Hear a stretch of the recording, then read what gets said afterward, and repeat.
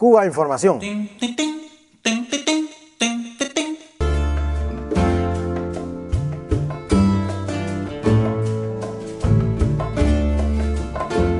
Volviendo al tema de las cartas. Las cartas como barómetro para nosotros de medición de esos cuestionamientos. Esas cartas responden a un consenso tal vez que se está moviendo dentro de un grupo muy importante de personas y crean un debate. O sea, esas cartas sirven sobre la mesa un debate que se viene moviendo desde hace mucho tiempo, se viene moviendo, como ya decía, desde el propio proceso de crisis del periodo especial, y se viene moviendo desde que hace unos años, desde la propia institucionalidad de la revolución, o sea, desde el propio gobierno y el Estado cubano, en la figura primero de su jefe de Estado, o sea, el Fidel Castro, y luego a partir de ese momento podríamos hablar tal vez de intervenciones que se producen a partir del año 2003, sobre todo, aunque desde antes se venía hablando, desde 2003 sobre todo, donde se llama la atención especialmente. Yo creo que los cubanos hace mucho tiempo que venimos escuchando hablar de que hay que cuestionarse cosas, de que hay que plantearse cosas, de que hay que cambiarse cosas, pero no habían prestado atención. O sea, muchas veces tenemos, ya lo decía el propio editorial del periódico Gramma, tenemos varios síntomas o complejos en el cual pues nos dedicamos a esperar a que las cosas sucedan, o nos dedicamos a que vengan de arriba, ¿no? A que vengan de arriba. Y hace mucho tiempo que se venían planteando y la gente no escuchaba. Y a partir del 2003 yo creo que se marca un momento en el cual se llama claramente a la gente a participar, a cuestionarse cosas, a no dejar pasar momentos y a cuestionarse cosas.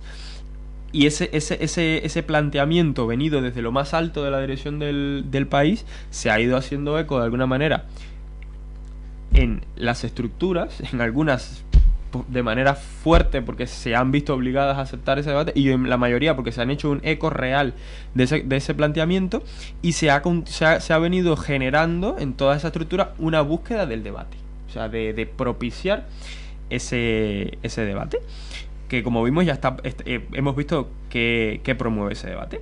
¿Quiénes están participando en ese debate? Pues mira, no podemos pensar tampoco, porque sería un poco una inocentada nuestra, pensar en que toda la sociedad cubana, o sea, cada uno de los cubanos y sus formas de relaciones están inmersas en ese debate, a pesar de que el llamamiento está hecho a todos, no a una parte de... Sí. Pero siempre hay una avanzadilla, y esa avanzadilla de gente preocupada, compuesta no sé por cuánta gente, no sé qué porcentaje estamos hablando, pero por mucha gente que le preocupa realmente el futuro de nuestro país. O sea, es interesantísimo. Además, a mí siempre me parece un elemento muy positivo el hecho de constatar que todavía los cubanos, lejos de lo que pasa en la mayor parte de los países de este mundo, todavía los cubanos se cuestionan a sí mismos qué pueden hacer para cambiar su situación, y qué pueden hacer para cambiar su colectividad. O sea, es algo que sociológicamente hablando puede parecer alienígena en cualquier parte del mundo, donde que la gente se plantee qué puede pasar consigo mismo y con su comunidad dentro de un tiempo, y qué pueden hacer ellos para cambiar esa situación. Y el objeto de debate, por supuesto, tenemos que analizar, y lo hemos visto a través de eso, de las lecturas de las diferentes cartas que hemos ido analizando, y también en viajes, o sea, en nuestra cotidianidad en Cuba también, porque allí seguimos estando en parte. En cuerpo y alma. En cuerpo y alma, ahora más en alma que en cuerpo, pero también parte en cuerpo. Ese debate, ese objeto de ese debate versa sobre una contradicción fundamental que la gente se plantea para el propio sostenimiento o mantenimiento o continuidad del proceso revolucionario, que es una serie de reformas que van encaminadas, pues mira, podríamos citar, haciéndonos eco también de esas cartas de Gramma, de, por ejemplo, el problema que existe en Cuba con la doble moneda, o sea, la dualidad monetaria que existe, la situación que existe con las gratuidades y los subsidios que el Estado genera, y que en muchos casos no se usan adecuadamente, y que generan un gasto público inmenso, la creación de un sistema impositivo sobre los ingresos. Estamos hablando de la eliminación de la centralización del Estado, algo que es reiteradamente analizado por las personas, por lo que genera la centralización de positivo y de negativo, la implantación de un sistema de pagos por rendimiento. O sea, estamos hablando de una serie de reformas planteadas al actual sistema cubano. Yo personalmente creo que, y lo más importante, y creo que es lo que subyace a este problema y genera la verdadera contradicción de este debate, porque no podemos olvidarnos que este debate no está exento de una gran contradicción que puede resolver el futuro de Cuba, es el problema de la propiedad. O sea, también se está poniendo sobre la mesa, evidentemente evidenciando que en Cuba no todo el mundo piensa exactamente igual y no existe un consenso generalizado sobre las cuestiones, sobre todas las cuestiones, ni una aceptación apática, afásica sobre los planteamientos del gobierno. Se está poniendo sobre la mesa el planteamiento del el sistema de propiedad que se rige hoy en Cuba, que yo creo que subyace a todo a toda esta serie de planteamientos y que a la vez genera la mayor contradicción. Bueno, en el caso concreto de estas cartas salidas en Gramma, la verdad es que tenía entendido, o sea, sabía que desde hace ya tiempo se venían publicando en la prensa, y bueno, y de vez en cuando he leído alguna. No es que haya sido asiduo, la verdad tengo que reconocerlo, que no es que haya sido asiduo a estas cartas. En concreto, estas últimas he leído un poco, y bueno, sí me ha llamado la atención pues el interés que muestra la gente que escribe allí en resolver los problemas del país. Yo creo que eso es interesante. Yo creo que en Cuba se ha hecho mucho últimamente por potenciar la cultura de diálogo, por crear la cultura de debate, que es algo que la verdad que ha sido una asignatura pendiente en Cuba durante muchos de estos años. Ha habido muchas veces miedo a plantear las cosas por temor a ser confundido con contrarrevolucionario, o incluso personas que directamente han estado en contra de la revolución no han encontrado que han tenido un espacio para plantear sus criterios.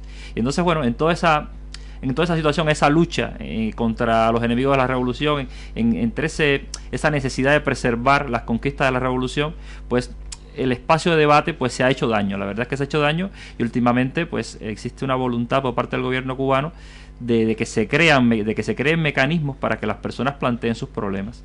Yo veo esta posibilidad que da el periódico Gramma como una puerta, como un instrumento para que se canalicen opiniones del pueblo, para que queden reflejadas, para que llegue a toda la población, incluso para que las personas que estamos fuera de la isla nos enteremos un poco de por dónde van los tiros. Luego, pues nos encontramos con personas que vierten sus criterios sobre cómo hacer mejor la sociedad cubana en un elemento tan importante como es la economía.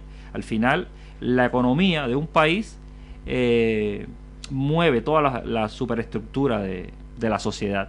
Y hoy por hoy estamos viviendo un momento donde no solo tenemos que hablar de crisis en la economía cubana, sino que tenemos que hablar de crisis en la economía mundial. Y al final no podemos desligar a Cuba del mundo. O sea, Cuba es un país que está dentro del mundo. Y si el mundo está en crisis, pues entonces evidentemente esa crisis hace quizás redobla la propia crisis del país.